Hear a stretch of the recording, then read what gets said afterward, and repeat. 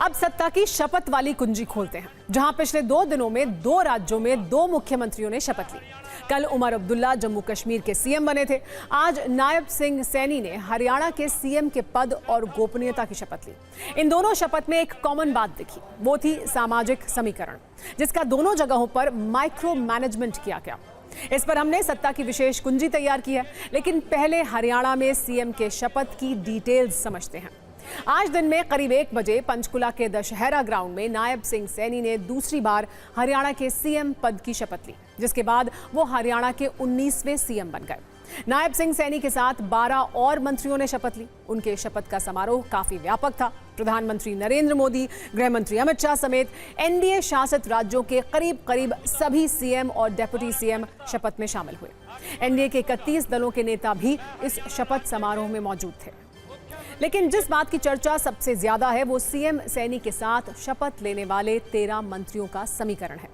इनमें सबसे ज्यादा 5 चेहरे ओबीसी वर्ग से हैं। हरियाणा में बीजेपी को भर कर ओबीसी वोट मिले हैं। जाट, ब्राह्मण और एससी वर्ग से 2-2 मंत्री बनाए गए हैं। बीजेपी के वोट शेयर में इनका भी अच्छा खासा योगदान है। इसके अलावा पंजाबी, राजपूत और वैश्य बिरादरी से भी एक मंत्री बनाया गया है। इन वोट शेयर का बड़ा हिस्सा बीजेपी को गया है, यानी बीजेपी ने हरियाणा में राजनीतिक समीकरणों को फिट करने में कोई कोर कसर नहीं छोड़ी है। सैनी मंत्रिमंडल में नए और पुराने चेहरों की बात करें तो इसका भी ध्यान रखा गया है। सीएम सैनी के मंत्रिमंडल में उन्हें छोड़ दें तो 6 पुराने चेहरों को मौका मिला है और 7 नए चेहरों को मिला है मौका। मतलब नए और पुरानों का समीकरण ठीक ठाक है। इसके अलावा इस मंत्रिमंडल में 2 महिलाओं को भी शामिल किया गया है।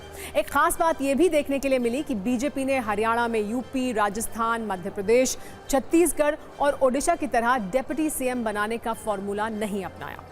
अगर जातिगत समीकरण देखें तो सीएम नायब सिंह सैनी ओबीसी, अनिल विज पंजाबी, किशन लाल पंवार दलित, राव नरबीर सिंह यादव, महिपाल ढांडा जाट, विपुल गोयल वैश्य, अरविंद कुमार शर्मा ब्राह्मण, श्याम सिंह राणा राजपूत, रणबीर गंगव ओबीसी, कृष्ण कुमार बेदी दलित, श्रुति चौधरी जाट, आरती सिंह राव यादव हैं, राजेश नागर ओबीसी, गौरव गौतम ब्राह्मण समुदाय से ताल्लुक रखते हैं। हालांकि इस मंत्रिमंडल में एक भी मुस्लिम मंत्री नहीं है। दरअसल बीजेपी ने 2 जगहों से मुसलमानों को टिकट दिया था, लेकिन एक पर भी जीत नहीं मिली। इसीलिए एक भी मंत्री मुस्लिम समुदाय का नहीं है। लोकसभा चुनाव में फीकी हार के बाद बीजेपी के लिए हरियाणा की जीत एक बूस्टर डोज की तरह है और इसे खास बनाने के लिए शपथ ग्रहण में प्रधानमंत्री नरेंद्र मोदी के साथ बीजेपी अध्यक्ष जेपी नड्डा, केंद्रीय मंत्री अमित शाह, नितिन गडकरी और राजनाथ सिंह के साथ एनडीए शासित 18 राज्यों के सीएम और डेप्यूटी सीएम भी पहुंचे थे।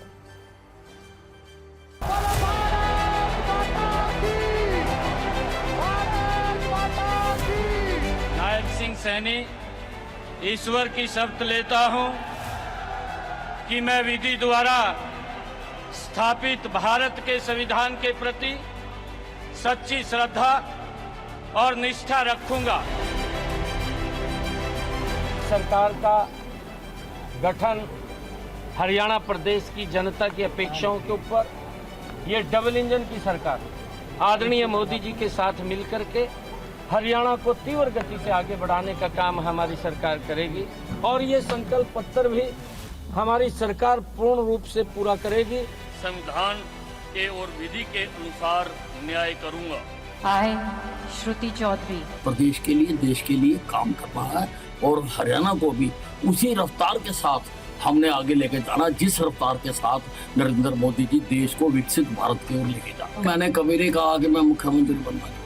कांग्रेस में कुछ नहीं बचा, कुछ बचा हो तो मैं कुछ कहूँ, ना नीति ना नेता। आज लोगों का दिन है, आज एक बहुत महाउत्सव का दिन है जहाँ पे हमें आगे को देखना है।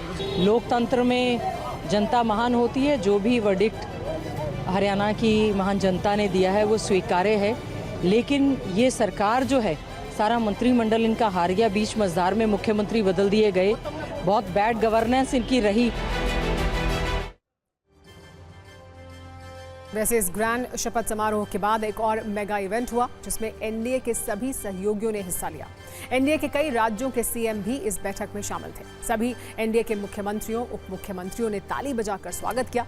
आंध्र प्रदेश के मुख्यमंत्री चंद्रबाबू नायडू, उप मुख्यमंत्री पवन कल्याण, नागालैंड के सीएम नेफ्यू रियो के साथ मेघालय और सिक्किम के सीएम ने पीएम के नेतृत्व में एक बार फिर से विश्वास जताते हुए उनको हरियाणा में जीत की शुभकामनाएं दी।